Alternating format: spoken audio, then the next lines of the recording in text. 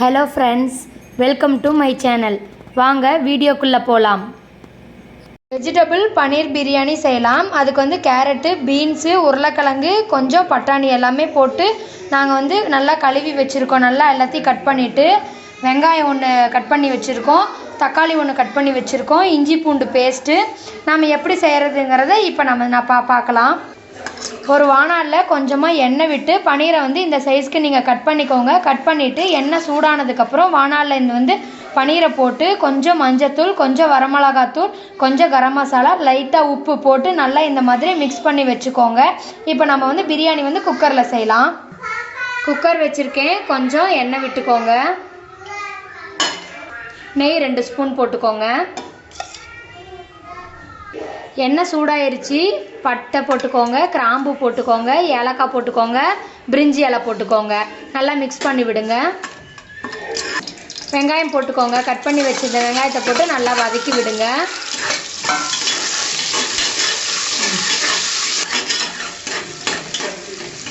இஞ்சி பூண்டு பேஸ்ட் கொஞ்சம் போட்டுக்கோங்க.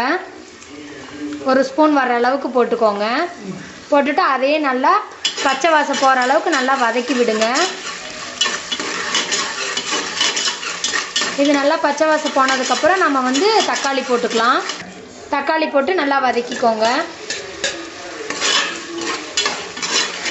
தக்காளியை நல்லா வதக்கி விடுங்க. எண்ணெய் பிரிஞ்சு வர்ற அளவுக்கு நம்ம வெஜிடபிள்ஸ்லாம் கட் பண்ணி வச்சுருக்கலையே, அதை ஒன்றா நம்ம போட்டுக்கலாம். நல்லா வதங்கிறதுக்கு கொஞ்சம் உப்பு சேர்த்துக்கோங்க. நல்லா மிக்ஸ் பண்ணி விடுங்க. வெங்காயம் தக்காளி நல்லா வதங்கிருச்சு. இப்போ எல்லா காயும் போட்டு நம்ம எல்லாம் வதக்கிக்கலாம். உங்களுக்கு பிடிச்சதுன்னா காலிஃப்ளவரு, சோயா, இந்த மாதிரி எல்லாமே நீங்கள் போட்டுக்கலாம். உங்களுக்கு பிடிச்ச காய்கறிகள் இதில் போட்டுக்கோங்க. நாங்கள் இன்றைக்கி கேரட்டு, பீன்ஸு, உருளைக்கிழங்கு இதெல்லாம் போட்டு தான் நாங்கள் செய்கிறோம் இன்றைக்கி. உங்கள் காரத்துக்கு ஏற்ற மாதிரி மல்லித்தூள் போட்டுக்கோங்க. வரமிளகாத்தூள் போட்டுக்கோங்க.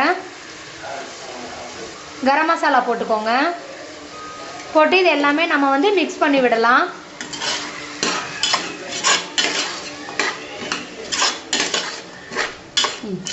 ஒரு ஸ்பூன் தயிர் போட்டுக்கோங்க. அதையும் போட்டு நல்லா கலந்து விடுங்க.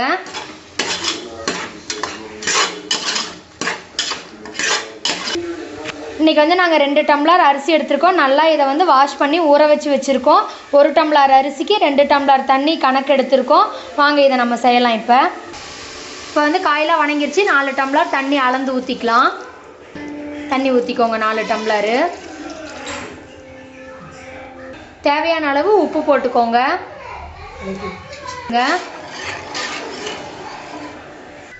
கொஞ்சம் மல்லித்தலை போட்டுக்கோங்க. நல்லா கொதிச்சு வந்ததுக்கப்புறம் நம்ம அரிசி போட்டுக்கலாம். இது நல்லா கொதி வந்துருச்சு. இப்போ இந்த டைமில் நம்ம பன்னீர் போட்டுக்கலாம்.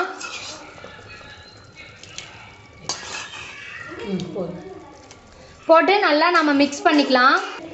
நல்லா கொதிச்சிருச்சு. இப்போ நம்ம உப்பு காரம் எல்லாம் சரி பார்த்தாச்சு. இப்போ நம்ம கரெக்டாக இருக்குது. நம்ம இப்போ எல்லாமே அரிசி போட்டுக்கலாம்.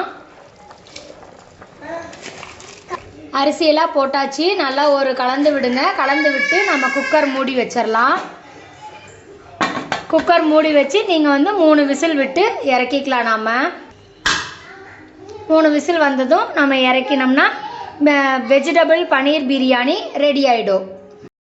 பிரியாணி ரெடி ஆகிடுச்சு. இந்த மாதிரி மெதுவாக கலக்கி விடுங்க, இல்லைனா அரிசியெல்லாம் உடஞ்சி போயிடும். Vegetable paneer biryani ready. Thanks for வாட்சிங்.